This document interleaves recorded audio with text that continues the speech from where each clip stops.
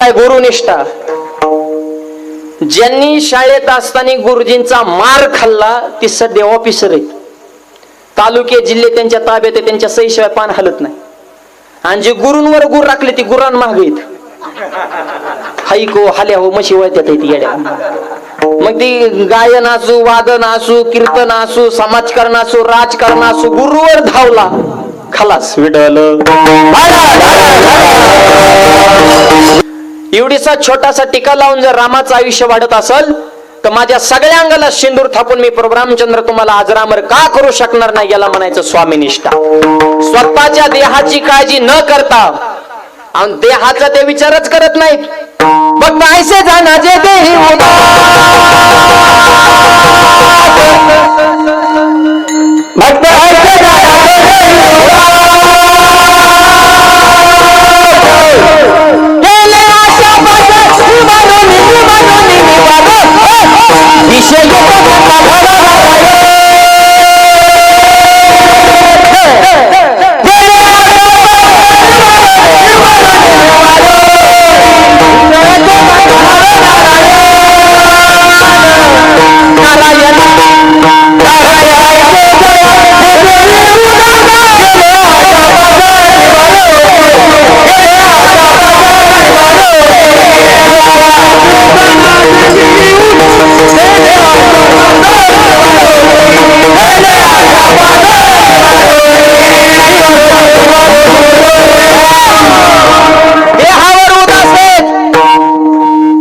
यादीत एक नंबरला आहेत.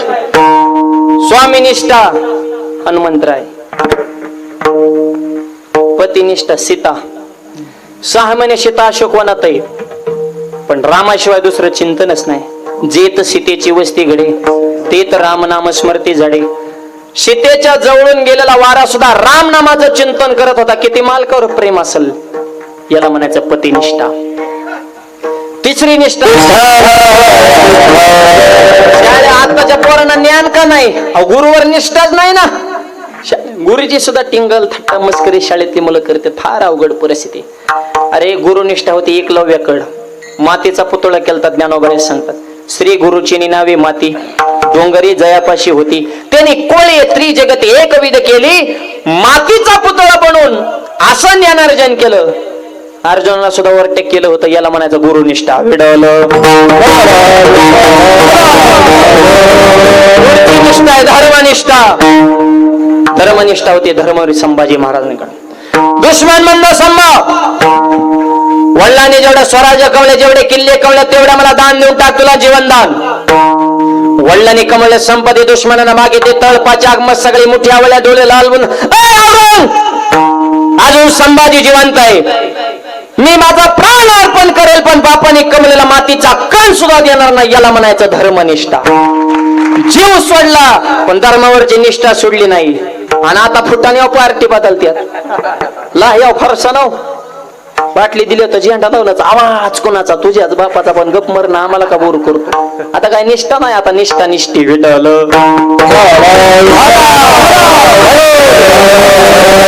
धर्मनिष्ठा संभाजी महाराज. आणि पुढची शेवटची निष्ठा ईश्वरी निष्ठा. भगवंताविषयी आपल्या अंतःकरणामध्ये असलेलं प्रेम. ते प्रेम होतं वानर सेनेच्या अंतःकरणात. गंधमादन नावाचा वानर होता. त्याच्या शरीराचा सुगंध येत होता. कुंभकर्ण नुकताच झोपीतून उठला होता आणि ही त्याच्या तावडीत जाऊन गवलं बारकं वानर. आणि कुंभकर्ण म्हणला हिथं वानर कसं काय आलं बुवा? त्याला विचारलं कसं काय? म्हणला मी गंधमादा. पण हिथं काय चाललं? तुला हाना आलोय म्हणलं. हानामारीच्याच भाषा म्हणजे सुरुवातीलाच दिसायचं बारीक डायरेक्ट ठोकाठोकीच्याच भाषा करत आहे. अरे पण आम्हाला हाणायचा समन काय? गंधमादा म्हण तुझ्या भावाला विचार ना, त्याने काय मेटर केला ते आम्हाला कुठे विचारतो. बऱ्याच वेळेस भावाने काय कुठं नाही केलं भावाला माहित नसतं. जेव्हा गावातून फोन सुरू होते तेव्हा कळतं ह्याने हाणामारी गेल्या चौकात. मग कुंभकर्णांना कळालं बुवा रावणाने असं सीतेचं आईसाहेबांचं अपहरण केलंय. आणि कुंभकर्ण नुकताच झोपीतून उठला त्याच्यामुळे त्याला बाकीचं प्रकरण माहितच नव्हतं. आणि कुंभकर्ण सगळा अवगुणी होता पण एक गुण त्याच्याकडे चांगला होता. कुंभकर्ण झोपत होता पण तो कीर्तनात झोपत नव्हता. त्याला सुद्धा वर्त्या करणाऱ्या काय काय जातीत म्हण. कीर्तनात दनादन झोपत्यात म्हण. एक कापड दुकानदार होतं, कधीच कीर्तन येत नव्हतं. मित्राच्या नादाने आलं, महाराजाला चिकटून बसलं पायापाशी, झोपलं कीर्तनात. स्वप्न पडलं, स्वप्नात गिरायकाने 2 मीटर पांढरं कापड मागितलं. त्याने चालू कीर्तनात महाराजाचं धोतर ओढलं. अरे तुझं काय बहाणं गेलं का काय हे असले झोपले. अहो कीर्तनात झोपायचं सोडा, काय अशी माणसं ती जेवताना झोपतात म्हण. एका गावात पंक्तीला गेलो आणि एक झोपाळू माझ्या शेजाऱ्याला पुंडलिकावर म्हणून तर त्याने डोकला हाणला असं त्याची टोपी पडली गुळवणीत. आणि पोळी समजून टोपी चुरीत वय अंगठा मोरगळा वाटी वाकडी तिकडी सगळी गुळवणी सांडून टाकली. मनालाच म्हणायचं असली कसली माऊली असून बा पोळ्या करणार इतका जड पोळ्या केल्या. तर मी म्हणलं पोळी गुळवणी टाकली तर जागेवर बुका होतो, ह्याची कसं काय तुटाना. 13 कोटची टोपी ह्याच्या बापाने चुरली होती का. हे असली झोप काय करा. तुकोबांना झोपीने एकदा त्रास दिला, कारण तुकोबाऱ्यांचं भजन हे अखंड होतं. 9ला सुरू झालं म्हणजे पहाटे 4 पर्यंत फक्त भजन आणि एकच रामकृष्ण हरी, ह्याच्या पलीकडे काहीच नाही. खरं भजन ते बरं का, खरं कीर्तन मधलं विठ्ठल विठ्ठल भजन, संतांचे प्रमाण अभंग हे जे आहे ना, हे ओरिजिनल कीर्तन आहे. हे मधल्या गप्पा आहेत, फक्त तुम्ही थांबा म्हणून हे मधला मसाला आहे. खरं भजन ते पण लोकांना वाटतं गप्पा चालू, हेच खरं कीर्तन आहे. खरं कीर्तन रामकृष्ण आहे. एक दिवशी तुकोबा रात्री 1:30च्या सुमारास डुकला लागला. लक्षात आलं झोप आपल्या परमार्थाच्या आड येते. दाव घेतलं, शिंडीला बांधलं, दाव्याचं दुसरं टोक माळवादाचं मंदिर, त्याला कडी होती, त्या कडीला ओढून बांधलं. कदाचित डुकला लागला की शिंडेला लचका बसायचा, तुकोबारे झोपतून जागे व्हायचे. म्हणून तुकोबारे म्हणतात,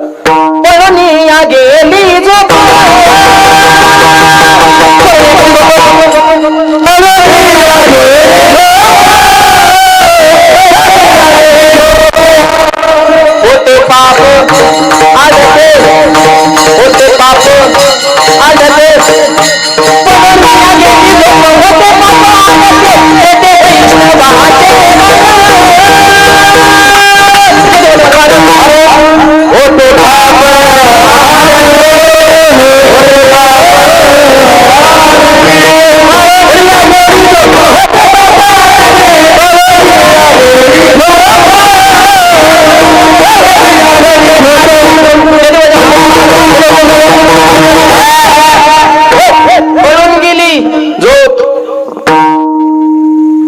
कशाची? देहाची गेली, अज्ञानाची, अंधकाराची, अविवेकाची. ही सुद्धा झोप तुकोबारे म्हणतात मी पळून लागले, पळून या गेली झोप. होते पाप आडते. कुंभकर्ण झोपेतून उठले आणि हा संवाद चालू असताना त्या गंधमादन नावाचा जो वानर होता त्याला नैसर्गिक वर्धन होतं. त्याच्या शरीराचा मलयानळू चंदनाचा सुगंध येत होता. कुंभकर्ण सांगितलं कामाचा माणूस हे जर आपल्या पार्टीत आला तर आपल्याला सोपं जाईल, ह्याला फोडला पाहिजे. आणि माणूस फोडायचा म्हणलं की 2 गोष्टी, पैसा आणि पद. बस किती जोरात कुणीकडे बी उड हाणू शकतो ह्या 2 गोष्टीसाठी. जीवन धरायचंय का ते मला ऑफर तर सांग ना. का नाही ऑफर सांगण्याच्या आधी तुला लाभ सांगतो म्हणला. फळ काय? पहिल्या 5 कॅबिनेट मंत्र्यात तुला शपथ. पहिल्या 5 मध्येच वाट बघायला लावणारच नाही. कॅबिनेट टीव्ही आणि पालकमंत्री पदी तुला आणि मागंती खती. भारी काम आहे गंधमादन म्हणला. पण म्हणला मग मला नेमकं काय करावं? करायचं काहीच नाही, फक्त एवढं एक वाक्य म्हणायचं की मी रामाचा नाही, मी रावणाचा आहे. एवढं वाक्य बोल, तुझी लाईफ सेटल करून टाकतो. रामाचा नाही म्हणल्याच्या नंतर हे मिळतंय. तळ पायजाग मस्साकले मुठ्या वळ्यान बारीक गंधमादन पण कुंभकर्णाच्या समोर रागानं लाल बुंद झाला. कुंभकर्ण रावणाचा आहे म्हणून जिवंत राहण्यापेक्षा रामाचा आहे म्हणून मेलेलं काय वाईट आहे बाळा. जगलो तरी रामाचा, मेलो तरी रामाचा. माझ्या निष्ठेमध्ये बदल होणार नाही.